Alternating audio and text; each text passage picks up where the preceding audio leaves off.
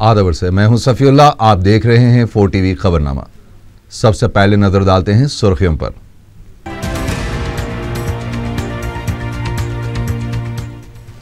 मजलिस की इंतखाबी मुहिम में शिद्दत। सदर मजलिस बैरिस्टर असदुद्दीन ओवैसी का गोशा महल में दौरा।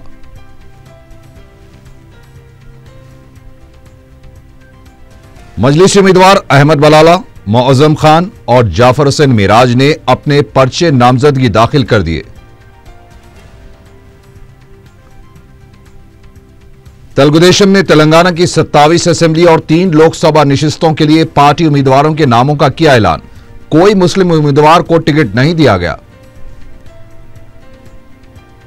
बीजेपी तेलुगुदेशम मुफाहमत पर दोनों पार्टियों के कैडर की नाराजगी में शिद्दत। इक़दाम खुदसोजी की कोशिश, दफातर पर एहतजाज। बल्दी इंतखाबात के नताज 7 मई के बाद जारी किए जाएं। इलेक्शन कमीशन को सुप्रीम कोर्ट की हिदायत।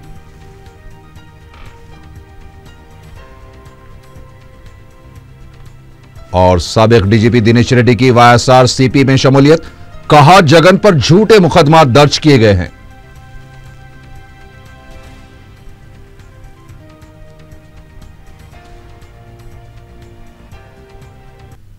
और अब खबरें तफसील से।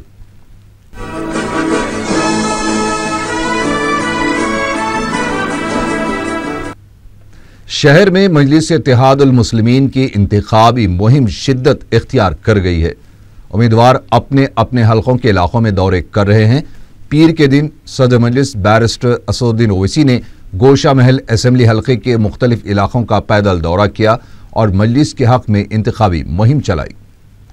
बैरिस्टर ओवैसी ने दत्तात्रेय नगर, राजार खान पेट, झिर्रा, सरू नगर और मंगलहाट के इलाकों में घर घर जाकर अवाम से मुलाकात की। अवाम ने बैरिस्टर ओवैसी का पुरजोश खैर मकदम किया।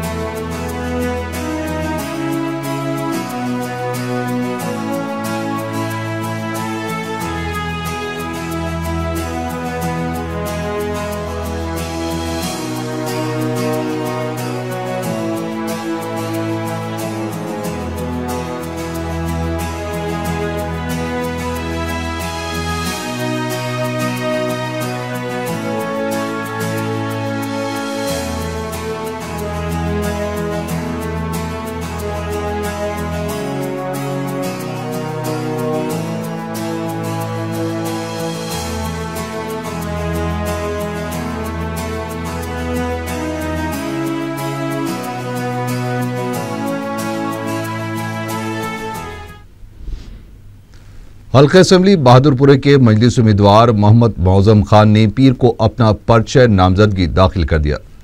मंडल रेवेन्यू दफ्तर में पर्चे नामजदगी के अदखाल के बाद मौजम खान ने कामाटीपुरा, फतेह दरवाजा, मिसरीगंज, काला पत्थर, वटेपली और जहानुमा का दौरा करते हुए आवाम से मुलाकात की है।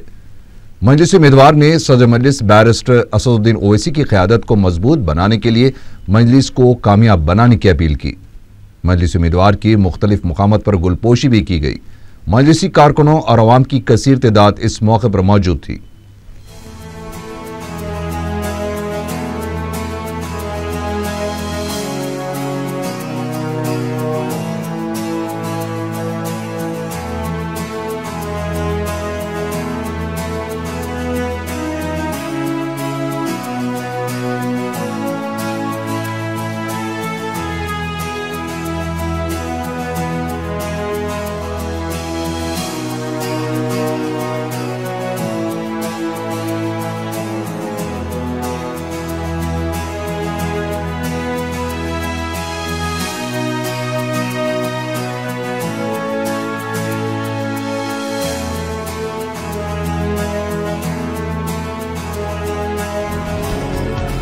इस इत्तेहाद मुस्लिमीन की कैंडिडेट बनकर नॉमिनेशंस को फाइल किया हूँ और मैं सबसे पहले अल्लाह का शुक्र अदा करता हूँ और सदर मजलिस इत्तेहाद मुस्लिमीन बैरिस्टर असदुद्दीन ओवैसी साहब जिस भरोसे से, जिस एतमाद से मुझे बहादुरपुरा कॉन्स्टिट्यूंसी का फिर एक मरतबा टिकट दिए है।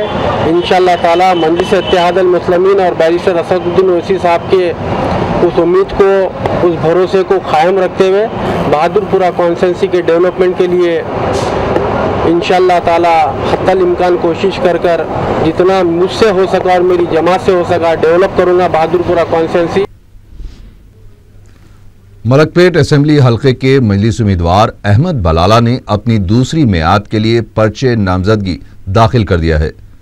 मुसराम बाग में वाक़े MRO दफ्तर पर मजलिस उम्मीदवार की हैसियत से अपने नॉमिनेशन पेपर्स दाखिल करने के बाद मीडिया से बातचीत करते हुए अहमद बलाला ने कहा कि मजलिस इत्तेहादुल मुस्लिमीन ने गुज़िश्ता 5 सालों के दौरान इस हल्के में तारीख साज तरक्याती इक़दाम किए हैं। उन्होंने सदर मजलिस बैरिस्टर ओवैसी का शुक्रिया अदा करते हुए कहा कि अपनी कारकर्दगी की वजह से मजलिस इस हल्के में पहले से ज्यादा वोटों की अक्सरियत से कामयाब होगी।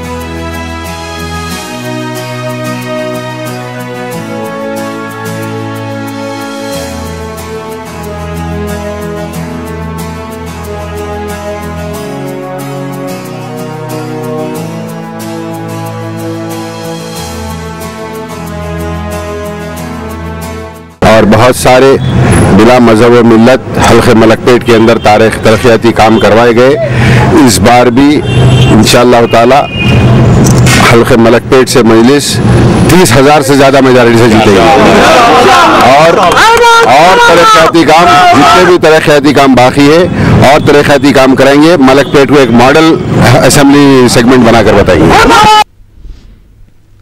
हल्का असेंबली नामपल्ली के मजलिस उम्मीदवार जाफर हुसैन मेराज ने अपना पर्चा नामजदगी आसिफ नगर MRO के दफ्तर पर दाखिल कर दिया।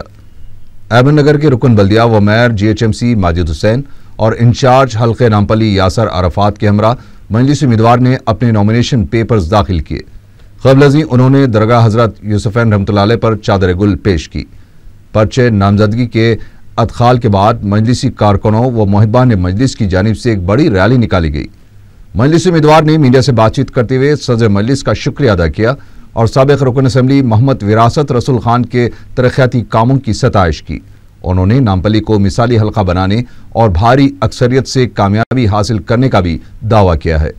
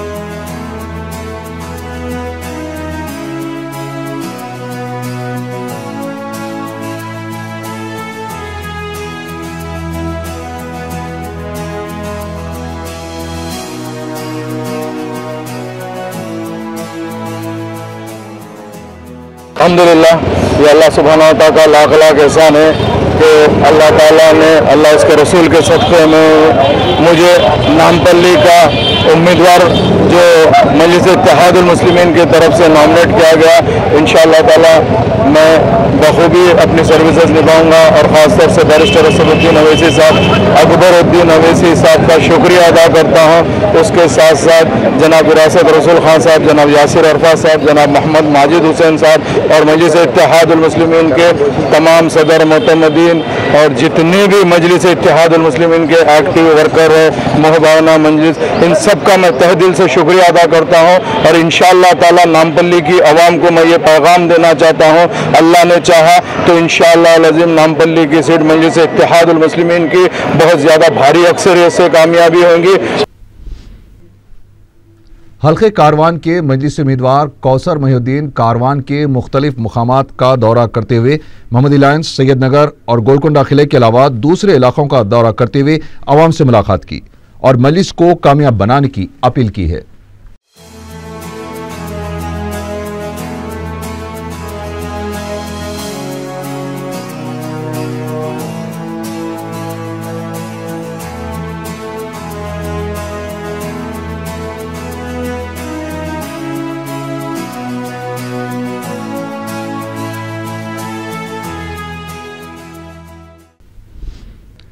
रियासत के अलावा सऊदी अरब में भी मजलिस की इंतखाबी मुहिम जोरों पर है। दयार गैर में मुखिम मोहिबान मजलिस ने सऊदी अरब के शहर रियाज में अपने तौर पर मजलिस की तायद में मुहिम चला रहे हैं। दयार गैर में मुखिम तारिकीन वतन में भी इंतखाबात का असर देखा जा रहा है। सऊदी अरब में मुखिम हैदराबादी तारिकीन वतन में गैर मामूली जोश खरोश देखा जा रहा है। मजलिस इत्तेहादुल मुस्लिमीन ने हल्के असेंबली उप्पल से भी अपना उम्मीदवार इंतखाबी मैदान में उतारा है। होनहार नौजवान जी योगेंद्र ने सदर मजलिस बैरिस्टर असदुद्दीन ओवैसी से इज़हार तशक्कुर किया। योगेंद्र ने बताया कि इंतखाबात में कामयाबी हासिल करने के लिए कोशिश करेंगे। योगेंद्र को मजलिस का उम्मीदवार बनाने पर मुकामी अफराद में खुशी की लहर देखी जा रही है। सुप्रीम कोर्ट ने 30 मार्च को हुए बल्दी इंतखाबात के नतायज 7 मई के बाद ही जारी करने की इलेक्शन कमीशन को हिदायत दी है। इलेक्शन कमीशन की जानिब से ईवीएम मशीनों की हिफाजत से मुतालिक पेश किए गए दलाइल को सुप्रीम कोर्ट ने मुस्तरद कर दिया। अदालत ने कहा कि तकनीकी वजूहात के दलाइल काबिल कबूल नहीं है। अदालत ने इलेक्शन कमीशन से सवाल किया कि ZPTC, MPTC और बल्दी इंतखाबात में क्या कोई फ़र्क है। दरख्वास्त गुजार की जानिब से आम इंतखाबात पर बल्दी इंतखाबात का असर पड़ने की दलील से इत्तेफाक करते हुए सुप्रीम कोर्ट ने नतायज को 7 मई के बाद जारी करने की हिदायत दी है। रियासती गवर्नर ESL नरसिम्हन ने चीफ सेक्रेटरी और अपने मुशीर सलाउद्दीन अहमद के हमरा महकमे आबरसानी के अहदेदारों के साथ एक इजलास तलब करते हुए पीने के पानी की सरबराही की सूरत हाल का जायजा लिया। गवर्नर ने अहदेदारों की हिदायत दी है कि आइंदा 2 महीनों के दौरान मौसर पानी की सरबराही को यकीनी बनाने के लिए इकदाम किए जाएं। 2 जून से रियासत की तकसीम के बाद दोनों रियासतों की हुकूमतों के अकाउंट्स भी अलहदा हो जाएंगे। इसको देखते हुए हुकूमत ने रियासती मुलाजिमीन की मई की तनख्वाहों और वज़ाइफ को 24 मई तक जारी करने की हिदायत देते हुए अहकाम जारी कर दिए हैं।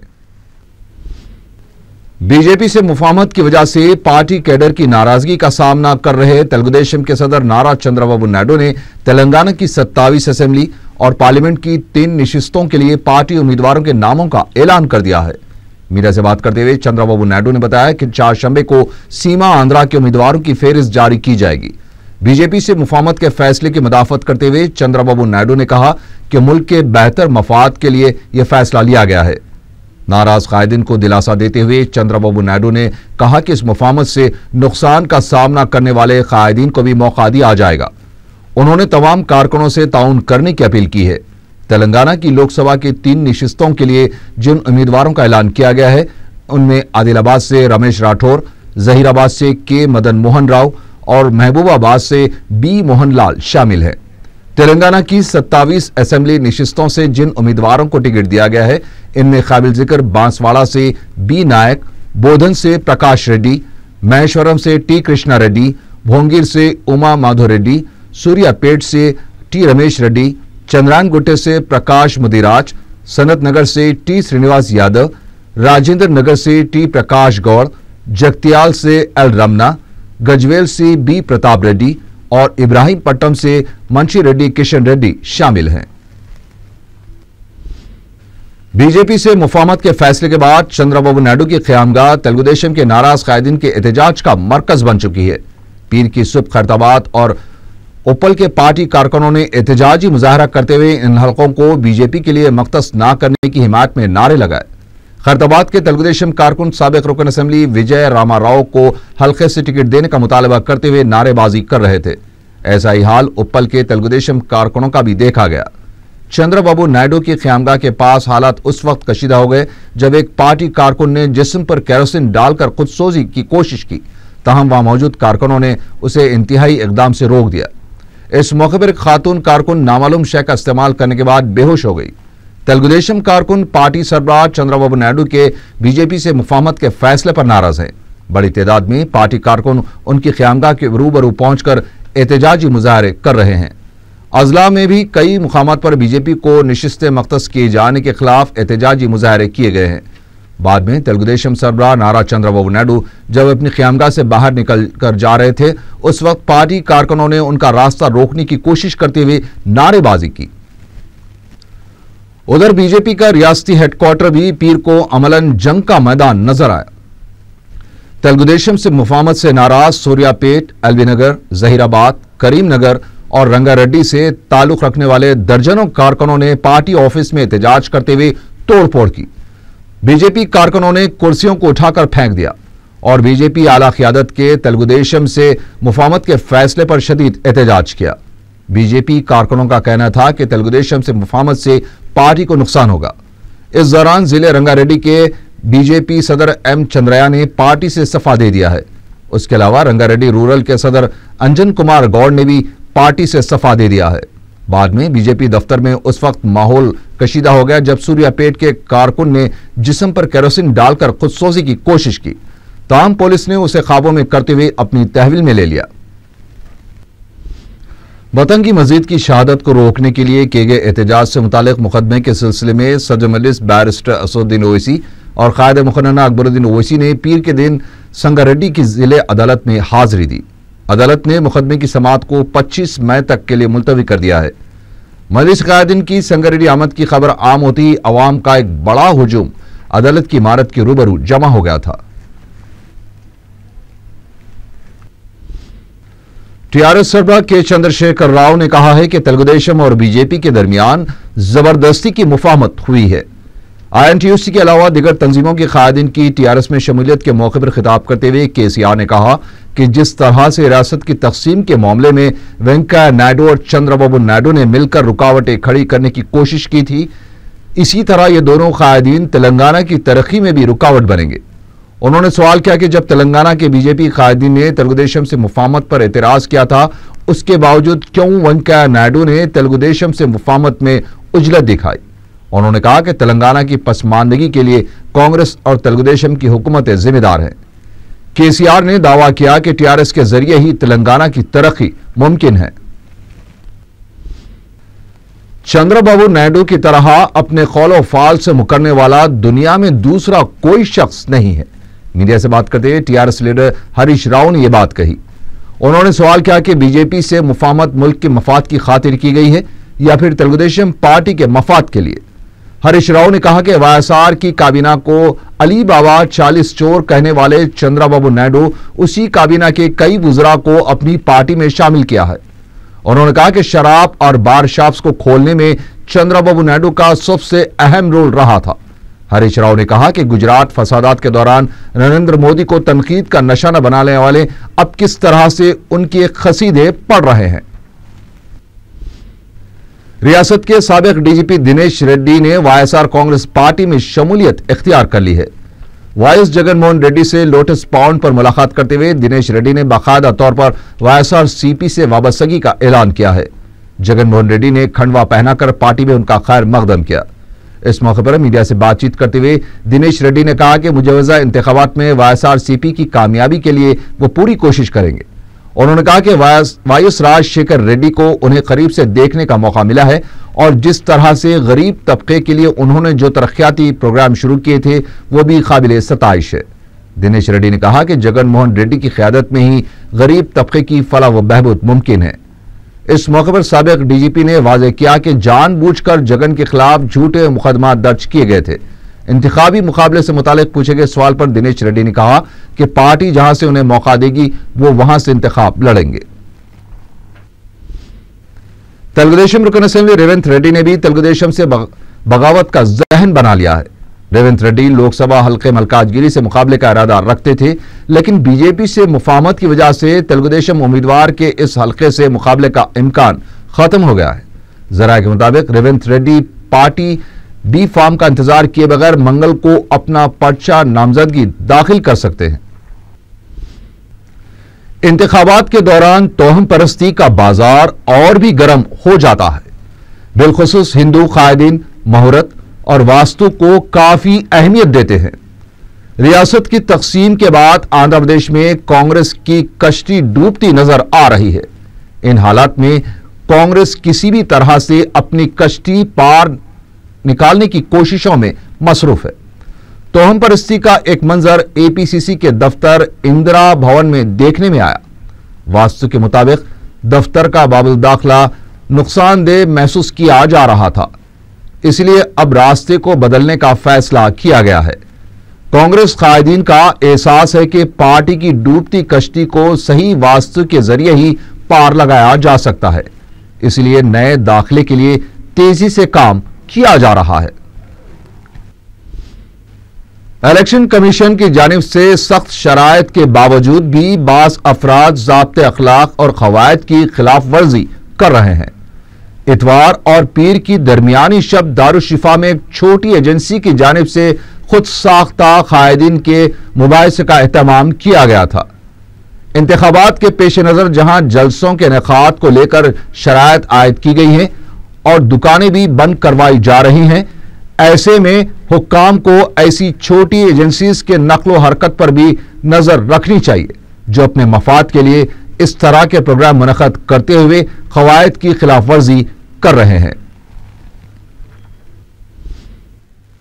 मुस्लिम मैटरनिटी और जनाना हॉस्पिटल के तरबियती इंस्टीट्यूट की तालिबात अपने सालाना नताइज को लेकर उलझन से दो चार है।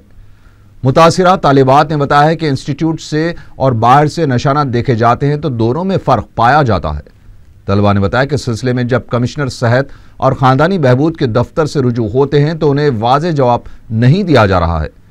मुतासिरा तालिबात का कहना है कि इस तरह से अगर गफलत बरती गई तो उनका मुस्तकबिल तारीकी में डूब जाएगा।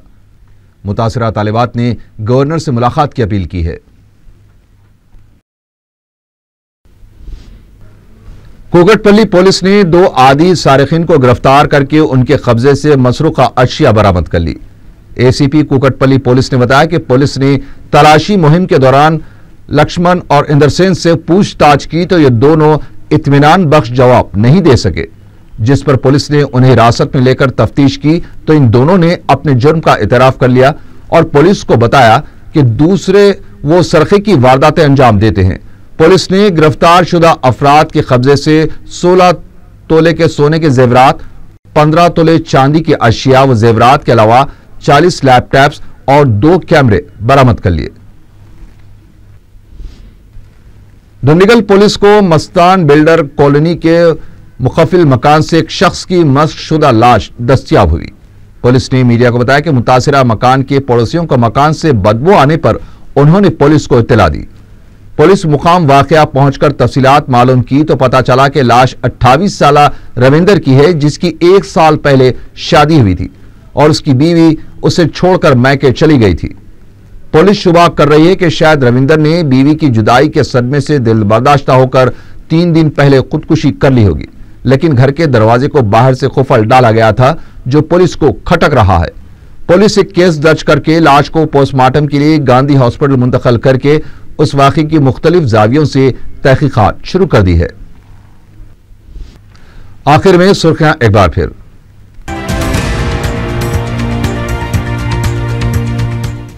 मजलिस की इंतखाबी मुहिम में शिद्दत। सदर मजलिस बैरिस्टर असदुद्दीन ओवैसी का गोशा महल में दौरा।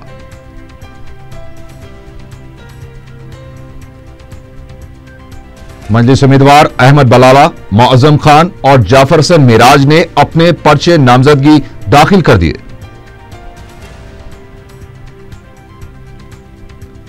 तेलुगुदेशम ने तेलंगाना की 27 असेंबली और 3 लोकसभा निशिस्तों के लिए पार्टी उम्मीदवारों के नामों का किया ऐलान। कोई मुस्लिम उम्मीदवार को टिकट नहीं दिया गया। बीजेपी तेलुगुदेशम मुफाहमत पर दोनों पार्टियों के कैडर की नाराजगी में शिद्दत, इक़दाम खुदसोजी की कोशिश, दफातर पर एहतजाज।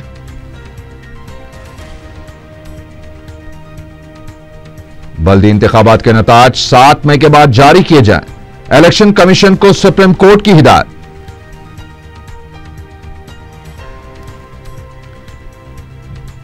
और साबिक डीजीपी दिनेश रेड्डी की वाईएसआरसीपी में शमूलियत, कहा जगन पर झूठे मुकदमा दर्ज किए गए।